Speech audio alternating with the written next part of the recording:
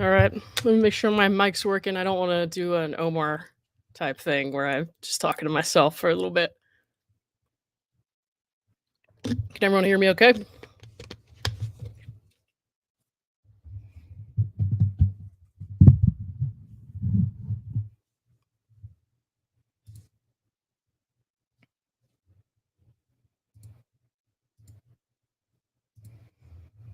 I was working at the hospital today for 12 hours. And so that's kind of what made me think of this. I was trying to do something tonight, but um, I don't have the energy, honestly, to do games tonight. So I just thought, like, some things came to mind, and I thought I would talk about this tonight instead. Do games tomorrow night.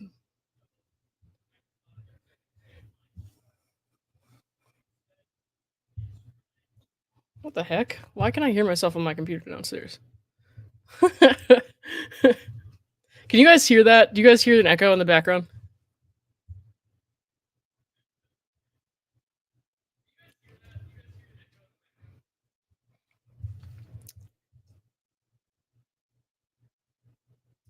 Just watch Paulo O'Keefe interview for the third time. I still don't get it. I'm catching up on that case, man. Okay, as long as you guys can't hear it, we're fine. So I've been kind of MIA for a little bit. I work my regular 9 to 5 during the week, and then I had midterm exam stuff over the last 2 weeks for school, and then also I've been working at the hospital some on the weekends. So I just didn't have time. Um, some people, said, I hope nothing happened or whatever. Like, nothing happened. I mean, actually, everything happened. Everything except for YouTube happened. So, hey, Bruce, what's up? Old Grammy D says, I'm not a member, but I can hear and see everyone. Uh, yeah, yeah. It's not a members only stream. I just put it so subscribers only can talk in the chat. It just helps to weed out trolls and stuff like that. Bruce, Bruce, I didn't want to miss your premiere. So I'm like happy a little bit about that, but I'm sorry you're doing that. You know what I mean? Okay, so I was at the hospital today, and I was working, as most of you guys already know. I work as a psych evaluator, so I'm not a counselor. I'm not a doctor. What I do is when the patients come into the ER, either on their own or by an ambulance or by the police, uh, they have to have somebody do an initial evaluation. That initial evaluation is done to, well, A, get some history on the patient and their, psych background, and B, to determine, like, does this person need to be kept here in the hospital? Like, does their condition warrant an involuntary admission? Uh, and then from there, I talk to the doctors, and the doctors, the licensed physicians, I talk to the resident and I talk to the attending. They sign off on all decisions. So if I were to get something like ridiculously wrong somehow, which is not usually the case, or I don't think I've ever been, like in a position where I was like, oh my God, I can't believe I got it wrong. You know what I mean? Then they would stop and be like, hey, let's talk this through. So basically, I didn't have to become a licensed mental health counselor, and I never wanted to, so that's good. And I did not want to become a psychiatrist. I didn't want to go to med school. So yeah, so I basically specialize in one very specific thing.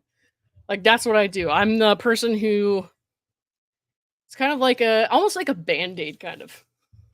So like when you come in crisis, I'm gonna kind of do what I can to initially stop that crisis, like direct you to the right place to where you could be treated for that, or set up a safety plan with friends or family or whoever who can, like, help the patient, and they can be appropriately discharged to make sure they're going to be in a safe environment.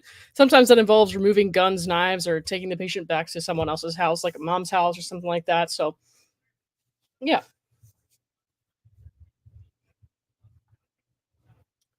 Anyway, so I have talked a lot about mental health stuff since I started talking about this case, um, and I wanted to kind of like get into some more specifics because I still see a lot of questions on Reddit. People will tag me and stuff so I can answer the questions, and I see a lot of stuff on YouTube, everywhere else. So I did want to get into a little bit. First thing I'm going to do is I'm going to describe some of like what happens during my day-to-day job. So I'll like give you some examples from today. I'm obviously not going to share any like details about any patients or anything like that because I'm not stupid. But Hal's husband says sounds like psych intake. Kind of, yeah.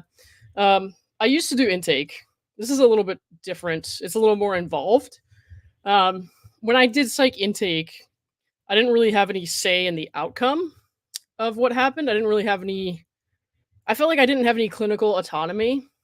Um, so I was basically just like getting a history, and then no matter what I thought when I was doing intake, no matter what I thought, whether I thought they needed to be admitted or not, they would just be admitted.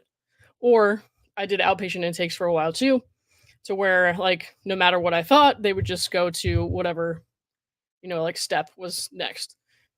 Um, so yeah, so this is a little bit different in that. Oh, hey Brad, what's up? Thank you for a membership. Everybody say thank you to IT Goatee. Um, so yeah, and T3 says, do you see yourself staying in this role? I like where I am at in this role right now, where I'm working PRN.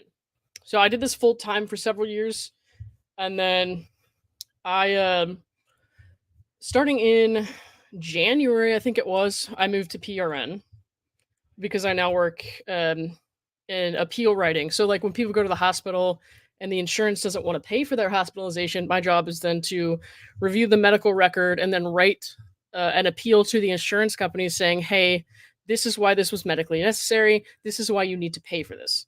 So,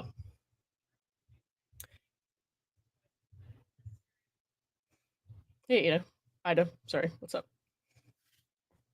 So okay, so today a couple of things came to mind.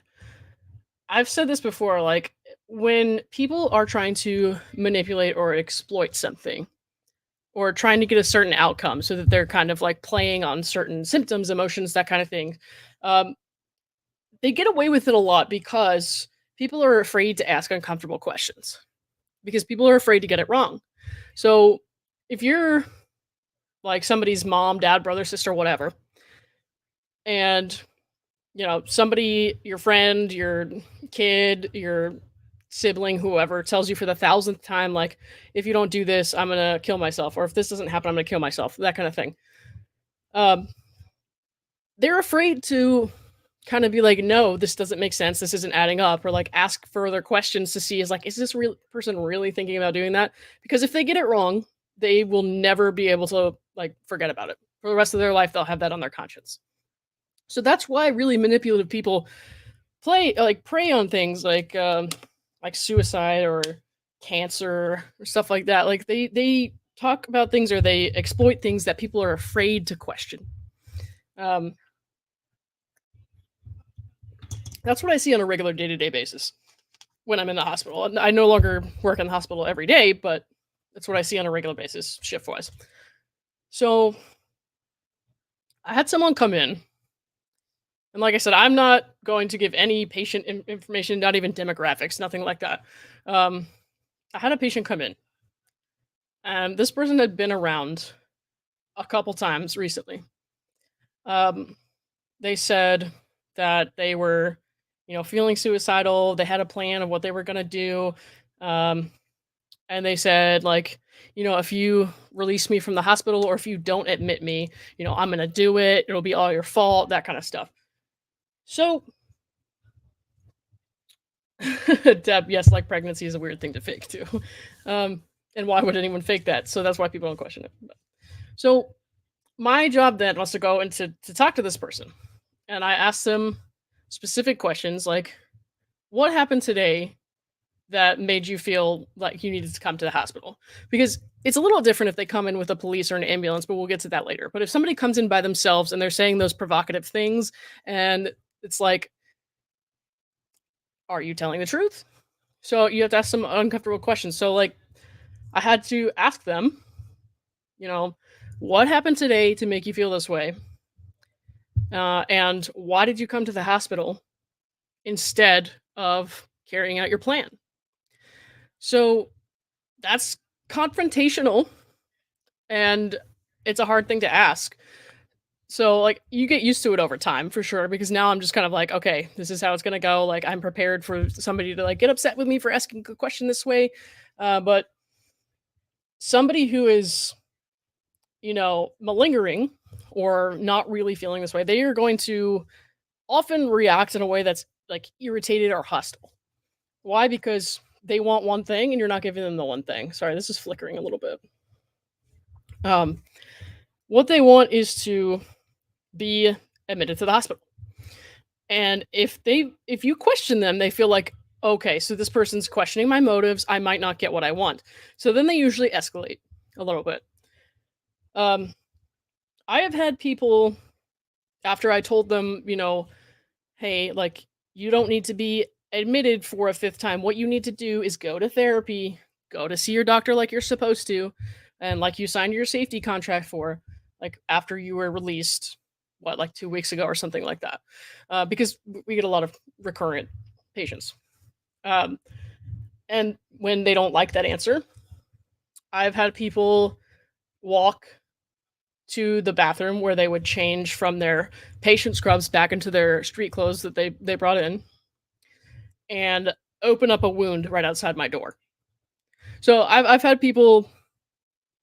I had one guy multiple times, multiple times, light himself on fire right outside my office, and not like his skin, but his scrubs.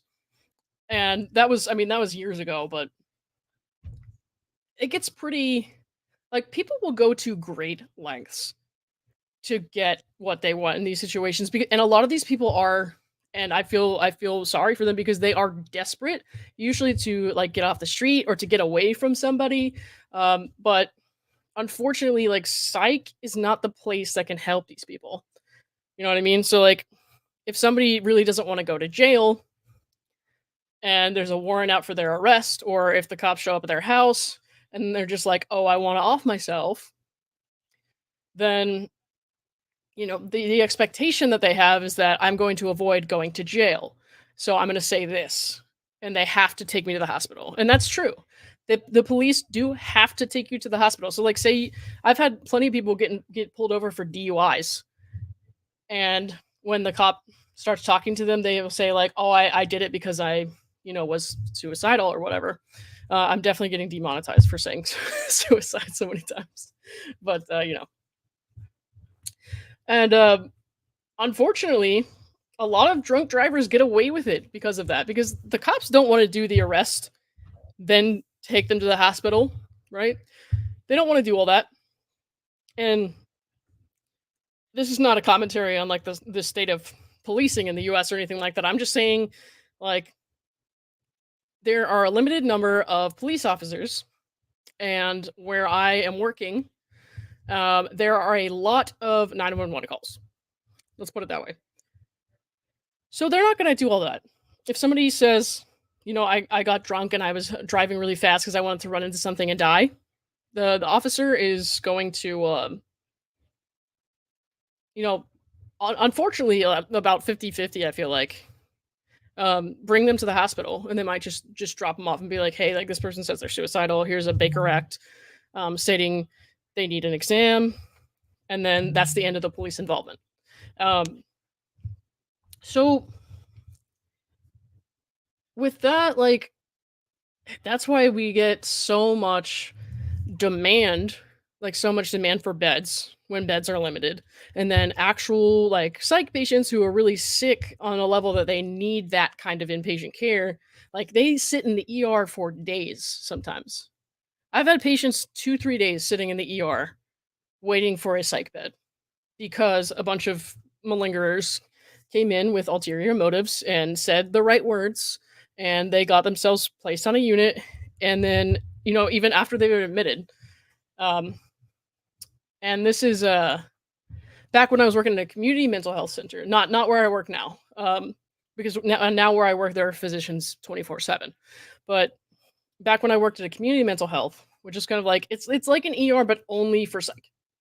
So if you had some kind of medical problem, they send you to the ER. But if you just have like a psych problem, you can come in and say like, "Hey, I'm having these emergent thoughts, like I want to hurt myself or something like that," and people will. Sorry, I'm trying to read the thing here, and people will, come in and do that on their own, or the police will bring them in. If you go to a like Community center, where it's not attached to a medical hospital, and you say the right words, you will get admitted no matter what. Even if the person evaluating you is like, I see that you're full of shit. You've been here every 3 days, and every time after you get admitted, you tell the nurses, haha, I just said that because I wanted to have a place to sleep and a sandwich. Like, and they know they can get away with it. And the reason is because community centers like that, where there are, the beds can be filled 24/7. There are nurses there to do intake and stuff like that, but they don't have a physician on call. They don't have someone there on staff to say, no, this does not meet criteria for admission. So you have no choice. If somebody comes in and they say, like, I'm suicidal or whatever, you do not have the discretion. If you're working in a place like that, you do not have the discretion or the ability to use discretion to say, like, listen, we have done this hospitalization thing like 40 times this year already, and it's not working. You need to go to outpatient. So the problem with that is, number one, it's just reinforcing these manipulative behaviors because people think, like, as long as I say what they need to hear for me to get what I want, I will get what I want. And the second problem with that is, again, psych patients end up sitting in the ED for days. Like, really sick people. Imagine being at the lowest point of your entire life and then sitting on a stretcher for days surrounded by people. And these aren't private rooms. When you come into the ED with a psych problem, you're not getting a private room. Those people are packed in on stretchers like sardines. And if it's a really, really crowded ER, then you might have, like, somebody's sick grandmother who's there for hypertension might be in the bed next to somebody who has been screaming, ripping their clothes off, opening up wounds and bleeding, punching people. Like, it's a war zone. It is. So that is why it's so important to me to kind of harp on, this is what qualifies for this kind of help. This is what qualifies for inpatient help. And then to point out and recognize, this is not appropriate. This should be handled in an outpatient setting or a jail cell. Camilla Farina, thank you for the $3 super sticker. I really appreciate you. You're awesome. And yeah, it is sad, house husband, because unfortunately, a lot of really like these people, like, will act out because they're sick, but at their core, they're really good people. And they will end up worse off because they can't get a bed because they have to sit there and wait. So, like I was trying to say, imagine the lowest point of your life. You're packed into an ER like sardines. There's people screaming on either side of you. You cannot get the attention of a nurse in a timely fashion. Like, it's pretty bad. It's pretty bad. And like, I work in a really bad part of town. Like, the facility's, great, but I work in a bad part of town. And so when officers are called to a scene for like a mental health crisis or concern, those officers are bringing them to us. They are required by law to bring those people to the nearest possible Baker Act receiving facility. If you've never heard of the Baker Act, if you're not in Florida, the Baker Act is, in the context of law enforcement at least, Baker Act is a required mandatory involuntary psychiatric examination. It's not a requirement to hospitalize that person, but they are required to be examined by a licensed physician to see whether or not they fit the bill, basically, for admission. So, a lot of people get mad because people will call the police when they are, they waited too long, they can't get to a shelter tonight, they need somewhere to go. They will call the police and say something provocative and something that invokes a Baker Act just to get the police to bring them somewhere they can sleep. And it's very, very sad. And a lot of that could be solved if we had more resources, more places for people to go for substance abuse treatment. Because homelessness and substance abuse go pretty hand in hand around, like, where I work. Um, it's often like, substance abuse and mental health issues are co-occurring, but the drug use is ultimately what keeps the cycle going, and they have nowhere to go. So that's why that happens. And I'm not saying they're bad people or anything like that. I'm saying they're gaming the system, yes, but what else are they going to do? What are they supposed to do? Like, be miserable, sit outside and die? Like, what are they supposed to do? No, you do what you can to stay alive.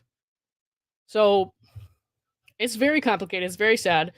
And I hate seeing the things that the city spends money on or the state spends money on when this is getting worse and worse and worse. It's pretty terrible.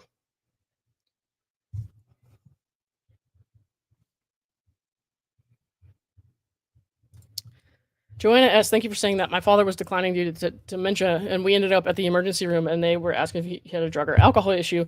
Man barely drank a beer in that summer. Joanna, yeah, so that's always really hard to see as well. Um, so people with dementia, most often older people, right? Or younger people who have had. Today, I had a much younger person, a minor, who had been in a car accident that caused a TBI, to the point that TBI like completely overtakes their ability to control their behavior and stuff like that. So those patients deserve to be treated separately than somebody with like true schizophrenia, true, suicidality, because a lot of times like they can't help it. They don't really mean what they're saying. They don't really understand what they're saying. Or they might be, remembering things wrong. They might be having some false memories. Um, you never know really what it is until you talk to them. So, but those people and like developmentally delayed, cognitively impaired, those people, they need to be treated separately, because if you put, like, let's take the case of the child I had today. If you put a child with a TBI who cannot control themselves and does not understand a lot of what's happening, if you put them with a bunch of regular kids who have been in and out of the psych unit for years, which is unfortunately the case now, and that is I won't bore you guys with the details on that, but like parents are just terrible sometimes. The kids have been in and out. You put a developmentally delayed child or a child with a TBI into the psych unit with a bunch of kids who don't have those kind of disabilities. The person with a disability is going to get picked on relentlessly. They're going to get bullied. They're going to be in danger. If a really aggressive patient acts out and all the other patients around them have the wherewithal to back off, to go to their rooms or to get to safety, the person who is unable to do that, unable to understand that they need to do that because of their disability, God knows what kind of damage could be done. And with dementia, especially, like, that person might wake up the following day, have no fucking idea why they are where they are. They have no recollection of what they learned in group therapy the day before. They're surrounded by patients who have completely different disorders, maybe schizophrenia, maybe they're withdrawing from drugs or alcohol. And that person, the dementia patient who should not have been placed on the psych unit with the true psych patients, like, those people are the easy targets. They're vulnerable. And also, even if somebody else doesn't hurt them, even if somebody else doesn't pick on them, that person could absolutely freak out. Imagine like waking up basically inside a bubble of people you don't know. You cannot leave. You cannot close the door to your room. Someone checks on you every 15 minutes. You have no idea who these people are. You have no idea what they're talking about when they explain to you why you're there. Imagine that. And then just think of how you would react. Like, for all you know, these people, took you basically prisoner, and they want to hurt you. Because in that state of mind where your brain is kind of, it's unpredictable, like, you don't know when somebody's gonna remember or not remember. You don't know when they're gonna be lucid. So Imagine somebody's waking up in that scenario. They might not just get hurt by other people, they might hurt other people. Like really good, decent people who just have an illness, they might hurt other people. And they might hurt themselves by accident or on purpose if they don't understand what's going on. So it's just, there's a lot that goes into determining whether or not someone belongs on a psych unit. It's much more than people realize. So, hearing all of that and thinking about the fact that there are ER patients who are schizophrenic or deeply in need of emergent psychiatric care, hearing all that, what do you think about the question, does Laura Owens belong on an inpatient psych unit?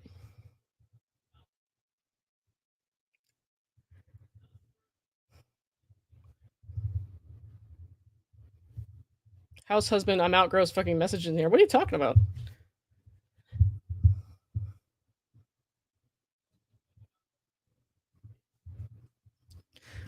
Um, I'm sorry. Give me 1 second, guys. I'm just trying to see if anything's like going on here. Actually, Bruce, if you're still in the chat, could you just check that out for me? I don't know if any of my mods are here. I didn't tell anyone I was going to do this. It was kind of last second. So, Joanna S. I continue to think Elo has some TBI from the horse falls. I couldn't say. I mean, I can't say it's impossible. You know what I mean? She says she has a brain injury. I don't believe anything she says. So I don't know. And I'm very careful with like I don't know her personally. I've never been part of her care team. I will not give her any sort of diagnosis. I will not, like speculate about what kind of brain injury or whatever she might have. You know what I mean? I'm saying like it's a possibility. Like your thoughts are not off base or anything like that. I just don't know. And so I always want to be very clear. Like, I don't know. I can speculate all day long. I do not know. Have you ever psych evaluation a horse? No. No. No. Okay. So, keeping in mind everything we just talked about, and in the context of Laura Owens, does she belong in an inpatient psych unit? Here is what I'm going to do now. I made some notes. I'm going to read for you guys, like, what it means to have, like, long-term inpatient psych treatment. What goes into that? And what situation is that, permitted or required? Like, how can you hold somebody longer than a 72-hour hold? Because a 72-hour hold for somebody who's truly incompetent, psychotic to the point they cannot care for themselves, they cannot live on their own, that's you have to be there way longer than 72 hours. All right. So these are things that we keep in mind when our doctors on the unit. So not in the ER where I work, but I work with the doctors on the psych unit because I have to send patients up there. So this is what's kept in mind when either thinking about admitting patients from the ER or petitioning to the court to have someone kept longer than 72 hours. And like why would somebody have a psychiatric admission involuntarily that lasts more than 72 hours? So let's talk about some of that. Okay.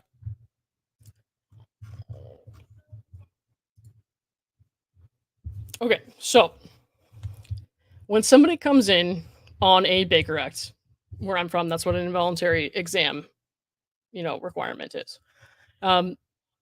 They can be held a maximum of 72 hours or 3 days for involuntary exam. That means a psych eval. That does not include like the weekends or holidays because often the doctors are not there. You might have a PA, you might have a nurse practitioner, but you're probably not going to get a doctor, especially if it's like on a holiday and you're in a community center. If you're in an ER, yes, but in a lot of places, no. Okay. If somebody goes to the psych unit, if they do meet criteria for involuntary exam, like those 72 hours being held, and let me be clear, those 72 hours, they don't always have to happen. So if somebody comes in for an involuntary psych evaluation under like a Baker Act from law enforcement or a counselor or a doctor, that doesn't mean they're going to be treated. It doesn't mean they're going to be admitted. It just means a medical professional has to speak to them and determine whether or not they think they should be admitted. So involuntary like psych evaluation, psych exam, it does not mean treatment. Very often, most of the time, you cannot force treatment on somebody.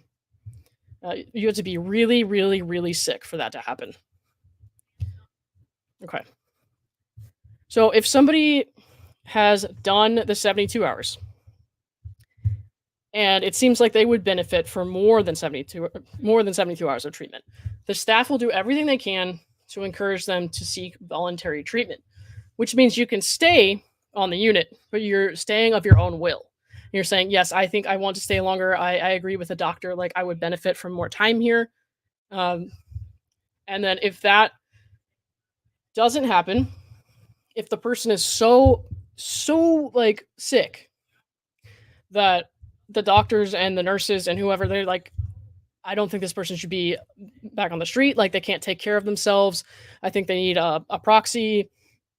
They might need to go to the state hospital for long-term treatment. So if that happens, they have to petition the court. And here are like some criteria that have to be met, right? So like a lot of people don't realize how bad it has to be for that to happen. So first, they have to be mentally ill, and it has to be because of a like psychiatric or mental illness only, right? So it can't be because of a TBI. It can't be because of dementia, that kind of thing. And along with that, they have to have refused voluntary treatment after like extensive explanation as to why they need that treatment by their providers. So they have to be given all the information they can as clearly as possible to be like, this is why you need to do this. This is why you need to stay voluntarily, or why you need to voluntarily seek this treatment or that treatment. And they have to have refused. So that doesn't mean like I'm going to see a therapist one time, then go home. You know what I mean? It means like we're talking about like extensive treatment. And at this point, for them to be kept, that person has to be unable to determine for themselves that they need to stay. That placement is necessary. So they have to not have like they have to not have the wherewithal to understand like I need to stay. If they have the understanding of like this is what might happen if you leave the hospital, and this is what will probably happen to you if you don't continue treatment, and they still say no, I don't want it, I don't want to stay here, they can do that. If they're competent, if they understand the risks, if they understand what's going on, like why they need to be treated and what could happen if they don't, like they have every right in the world to say I don't want it. Okay. Another thing, like the patient has to be incapable of surviving alone or with the help of like family or friends who are willing and able to help. So oftentimes somebody will get discharged to family or like a guardian, something like that.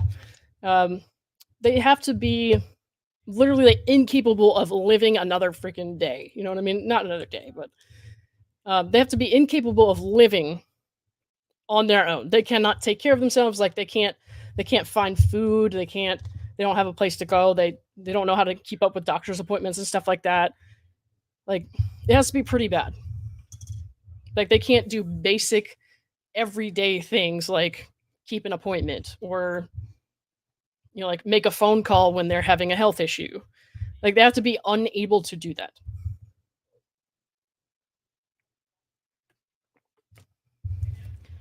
At that point, because they're unable to do that, we would get to concerns for self-neglect, and that's why that would be petitioned to the court. You would have to tell the judge, we think this person needs to stay. They are incapable of taking care of themselves for X, Y, or Z reason. And if they are not, like if they are not court ordered to stay longer, this is what might happen to them. And I'm not talking about like eating disorders or anything like that. I'm talking about like you really just like don't know how to take care of yourself. Like you're so sick, you don't know how. You don't have the competency to do these things. Um, Another reason that somebody would be, held longer than they would like, would be if they were a substantial likelihood of immediate harm to themselves or someone else physically. So you have to have a belief that in the near future, so it can't be like this person said this months ago. They said before that they might hurt themselves one time. It has to be immediate. It has to be immediate and it has to be credible. There has to be a credible plan in place. So like say somebody comes in, they say, I'm going to I'm trying to think of the word I could use without getting canceled by YouTube. Um I want to pew pew myself or whatever. Um and I have access to an item to do that with. So say they have that. That is an immediate and credible threat of like self-harm or like risk of self-harm. If somebody says, so I've had this happen before too. If somebody says, I want to myself and I have a thing to do it with, um, and it's somebody who's been around, who's their story's not really adding up. They don't seem to have any signs of clinical decompensation. They don't appear depressed. They don't appear upset at all. They then what I would do then is I would question them further. And again, these are uncomfortable confrontational conversations, and that's why they're best had in a like clinical setting. Like I don't encourage anyone to do this with people at home. Let the right people ask the questions. Um, it's better for everybody. It's hard to be objective when it's a loved one or someone you know. So what I then did was I asked this person, and I'm thinking of one person, but this has happened like a million times. I asked this person, "What kind of is it? Um, where is it? Um, what kind of ammunition does it use?" And I ask a lot of very specific questions. And a lot of times, what will happen is that person will admit, like, "Okay, fine, like I don't have one," or they'll say, "I don't remember," or something like that. But if you are thinking about offing yourself to the point where you are going to, with a then you're gonna know because first of all, you would have to buy the and the bullets. So yeah, a lot of times like asking those uncomfortable confrontational questions is what like sets this person apart from somebody who's like really sick. And there are other factors, of course, to look at. Like you can't just look at that one thing and be like, okay, you're a liar. Right? Like you got to look into their history. As often as we can, we'll talk to the family or the friends or whoever called the police or the ambulance, stuff like that. So,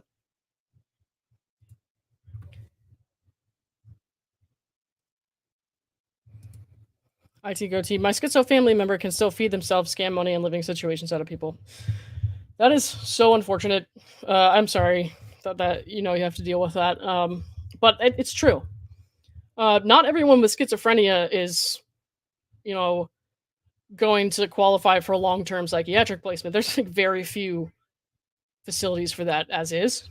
But lots of people who do have schizophrenia, they understand, like how to get by. Is basically what I'm saying. And it's kind of like a lot of what I've said towards the beginning of this video where like they know what they need to say to basically get to where they need to go, that kind of thing. Um and that's not saying they're not sick. Like they can be really, really sick. It's just not state hospital sick. Have you heard of the Lost and Found Foundation? It's a suicide awareness prevention nonprofit that my cousin started. Getting schools to get preparation plans. No, but if you want to email me that, please, I would like to see that.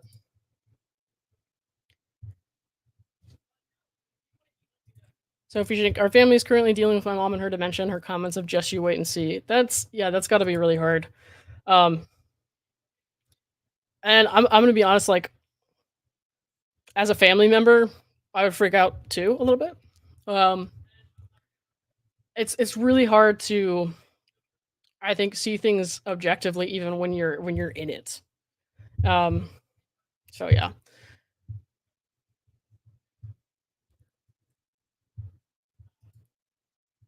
Do you see people who are perfectly fine and it's their family trying to put them in all the time? All the time. In Florida, there is a process you can go through. It's called an ex parte uh, Baker Act, and a family member or someone who knows the patient in question can go to the courthouse, fill out a petition, and it goes to a judge, and the judge will read it and then sign off on it and say, like, the patient is required to go to the hospital or wherever for involuntary psychiatric exam. Um, Unfortunately, you can go to the courthouse and write whatever the fuck you want on that document, made up and everything, and the judge will probably sign it. I don't think the judges read them half the time, because if the judges actually read them, they would see that a lot of these petitions, the content of the petitions, like, they are exclusionary criteria for Baker Act. So, meaning, like, the condition outlined in the petition, it'll say, like, my wife has dementia, or my son has a problem with drugs. Like, those are exclusionary. In my state, you cannot admit someone on an involuntary psychiatric hold for intoxication, or things that only happen due to intoxication, or like things that only happen due to a neurocognitive disorder or some kind of disability. Like, you can't do that. And unfortunately, because of the volume of these petitions, like, a family member might get pissed, or a mom might be tired of taking care of their adult son, and so they can go and write on that paper whatever they want, and the judge will sign it. Um, so where was I going with that? Hang on.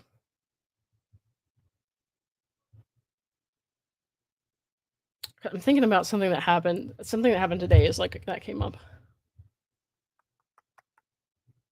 Bear with me.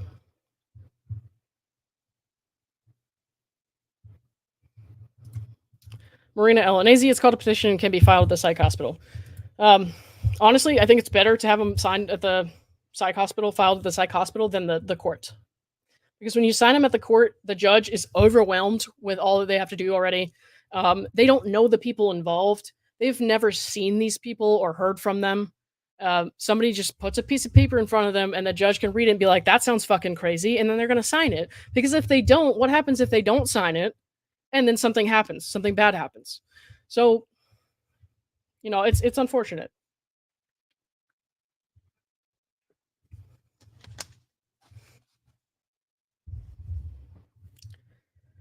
Denise says people who care for people with mental illness or changing mental health are in a difficult position because their loved ones know where the scars are in the caretaker's life and can exploit them.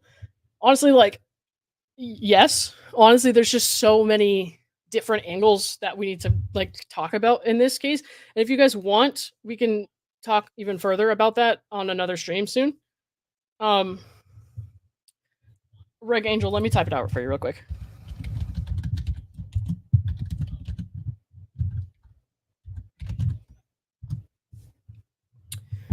Um, so going back to, like, do family members ever, want to place them, and the patient doesn't actually want to be placed? Um, I have had a couple people, or a few people at least, and, like, let's not get into the let's not even get into the parental stuff, right? I'm just talking about adults right now. Like I said, I'll probably do another stream if people are interested in hearing more, where I talk more about this stuff, and we'll get into, like, juveniles and stuff at that time. But I have had a few adult patients who's, like, they're adults, they live with their parents, and the parents or the sibling or whoever else is living with them will go file an ex parte petition with the court. And then while the patient is in the psych hospital, they are on a psych unit. The parent finds out, like, the patient's going to be discharged in a couple days or whatever. They're going to come home. So what they do at that point is they go back to the court. They write another petition. The judge has no way of seeing that this person is already in a psych hospital. The judge signs off on it. That person gets released from the hospital, soon after picked up by the police and brought to the same ER or a different one. So parents and guardians, caretakers, family members even take advantage of this stuff all the time. Floral Funk says, Florida's notoriously bad. Yeah. Yeah. Yeah.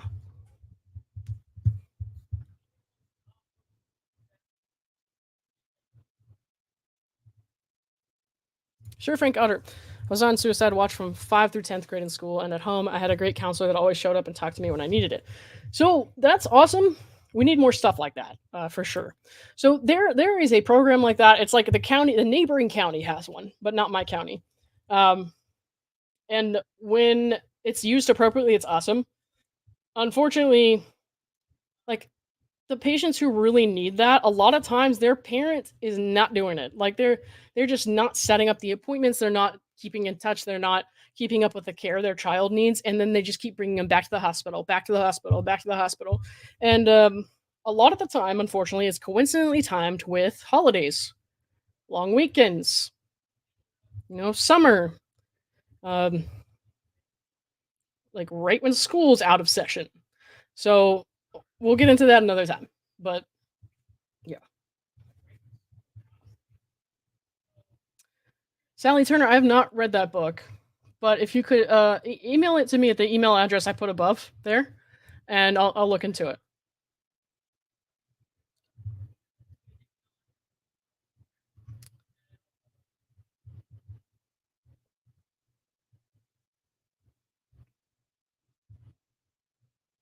Hmm. Okay. Sorry, I was just reading some of the comments. Anyways, back to Laura Owens. Laura Owens, while she has vaguely expressed some self harm thoughts in the past, she has not said anything that leads me to believe she is an A, immediate, and B, credible threat of harm to herself. As far as harm to others, I don't believe that she is an immediate physical danger to anybody else. I have no reason to point to and say this is definitive evidence that this person is going to hurt themselves or somebody right now or very soon from now. She can clearly care for herself. She clearly has responsible family members who help care for her. She's been traveling to horse competitions and participating in those just fine.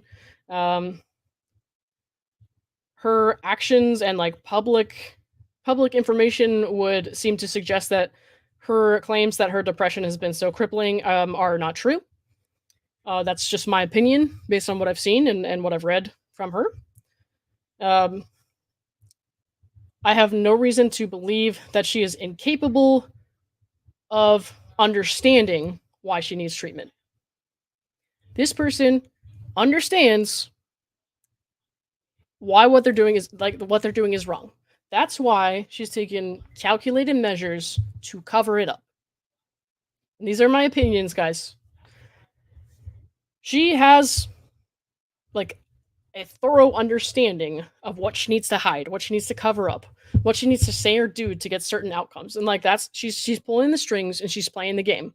She's not incapable of doing better. She's not incapable of understanding why it's wrong. She's not incapable of like getting up and feeding herself and taking care of her hygiene and riding her horse and taking care of her horses the way she says she is of writing long blogs. So this is somebody who is not like just think of everything we talked about. This is somebody who is not meeting the bill for that. If she were, as a hypothetical, if she were brought into an involuntary to a psych or an emergency room or a psych place like on a mandatory involuntary psych evaluation, when she gets a psych evaluation, I think people misunderstand what that means.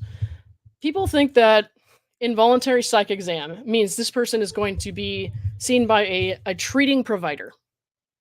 What actually happens most of the time is they're seen by an emergency physician or an emergency provider of some kind. And that person just determines whether or not they need a treating provider. They need a doctor to treat them on an involuntary basis. So, in the case of Laura Owens, in my opinion and my speculation, what would come of an involuntary, order for psych exam? She would go to an emergency room or to a triage area of a psych facility. She would talk to the triage person or the emergency physician, and they would see that she's like intelligent, that she is capable, that she understands, that she's totally oriented and living in the same reality as the rest of us, and they could give a speculation or a provisional diagnosis. Usually they don't. Usually they don't. They don't even give a diagnosis. A lot of the time they just say this person needs to stay, or they don't. This is something that is dangerous in terms of like she could wreak havoc on other people's lives, but she's not the type of danger that requires long-term involuntary treatment. Think about our jails and prisons. And like a lot of guys may not know this. My bachelor's was in psych, my master's in criminology. Think about our jails and prisons. It's called corrections. It's meant to correct behavior. Now, it's corrupt as shit, and oftentimes doesn't achieve that because, and honestly, I won't get into that too much either. Like I said, if you guys are interested in me droning on about that kind of stuff, then we'll talk about it another time. But corrections should be dealing with this. A jail should be dealing with this. And a lot of times that won't happen because the system is overcrowded, or people are like, cases have piled up and they just can't, the prosecutors just can't deal with it. And so people like this slip through the cracks and they get away with it over and over and over again. While somebody who's dealing marijuana, how long do you think they might be sitting in a jail cell? It's unfortunate, but who would you rather have in the correctional system? Right? Somebody who smoked pot a few times in a state where it's not legal recreationally, or somebody who has destroyed lives, financially drained multiple victims, exploited the experience of victims or survivors of abuse, cancer, miscarriage, whatever. Okay, which one of those people should be in a correctional facility? You tell me.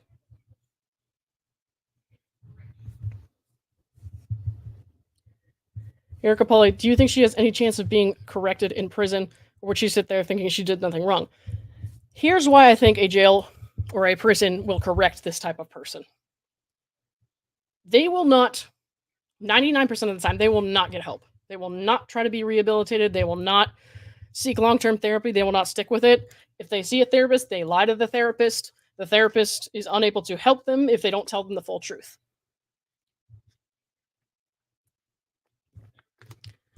What those people don't want is to be sitting in a jail cell. Because jail and prison sounds fucking miserable. And a person who needs that kind of attention, a person who needs that kind of holier than thou validation, like a person who needs that to have that kind of control over other people, how do you think they're going to feel sitting in a jail cell with correctional officers controlling their every move when all of a sudden they have no power? All of a sudden they have no influence. They cannot do anything. If another inmate fucks with them, they have no way to retaliate without getting themselves a longer jail sentence. So yes, I think that does correct behavioral issues. And again, I'll talk more about this another time because I've been droning on for almost an hour now. Sorry about that. But A person who goes to jail or prison for bad behavior, which is what faking pregnancy is. Faking pregnancy when you're not delusional, which I don't believe Laura Owens is. That's a behavioral issue. It's not a mental health issue. That's it's a choice. It's a choice of what to do. Like they are choosing to do this to get a certain outcome because they don't think that they're going to suffer any consequences. It's not because they're sick. It's because they can. So, yes, the correctional system is made to correct behavioral problems. A psych hospital is meant to treat mental illness. A correctional facility is the right place for people like this because, yes, those people do not want to sit in jail. It might be the only thing that stops them from doing something like this again, is thinking, oh my God, I don't want to go back to that hellhole. I don't want to go back to jail. So those are my kind of thoughts for now. I really wanted to watch Bruce's premiere. I think I might have missed it. Shit. Hold on, let's see if it's still going.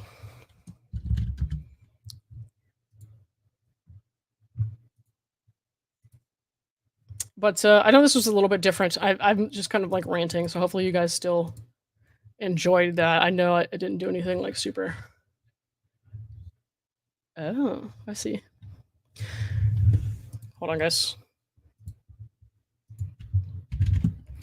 Nothing super special tonight. I didn't have time to plan anything. Like I said, I just got home and I was like, oh my God, it's been a long time. So yeah.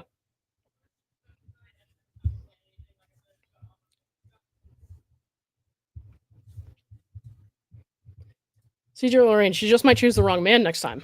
Well, people have speculated that, like, if she were to do that to the wrong person, she could get hurt.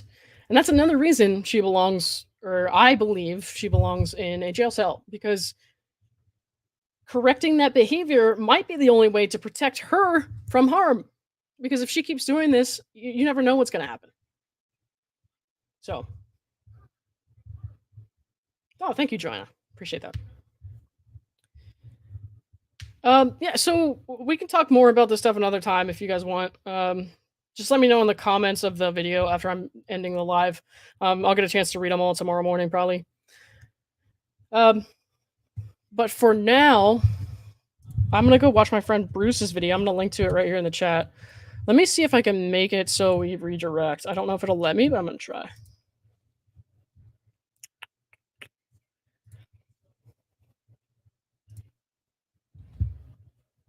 I don't know if Brad's still here, but everybody thank for Brad for stopping in too.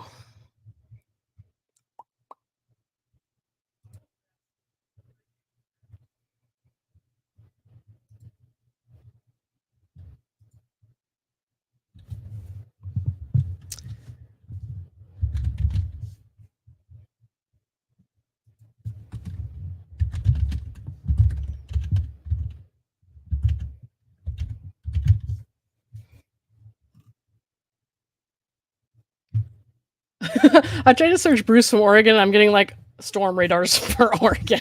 That's not happening. Will it let me redirect to Vices?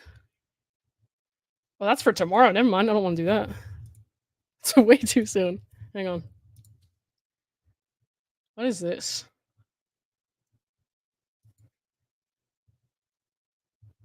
Dragonfly build along. Hold on, guys. Last time I did a random raid, it was bad because I didn't realize what the channel was, like the content was. So, it was like some anti-Karen Reed channel, and everybody was like, I was like, I don't know. I was just trying to do something nice, man. Like, give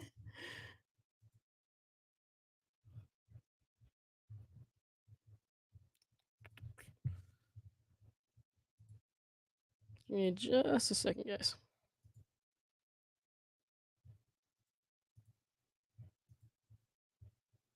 I don't know what this is. Looks interesting though.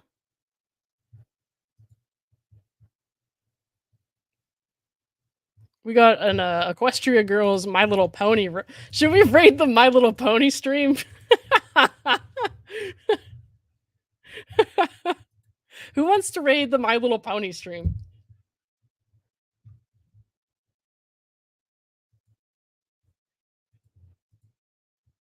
What else we got here? We got weather chasers.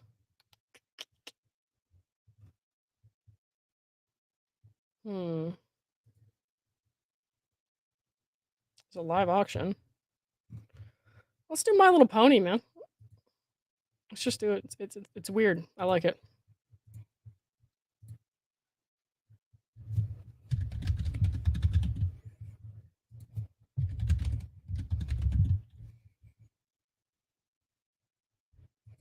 Oh man, they don't have the redirect settings on. That sucks, dude.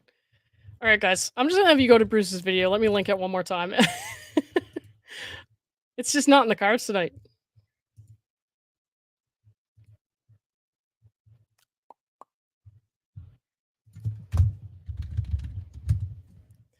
All right, everybody, please go leave a comment on Bruce's video telling him that you are rating from my channel.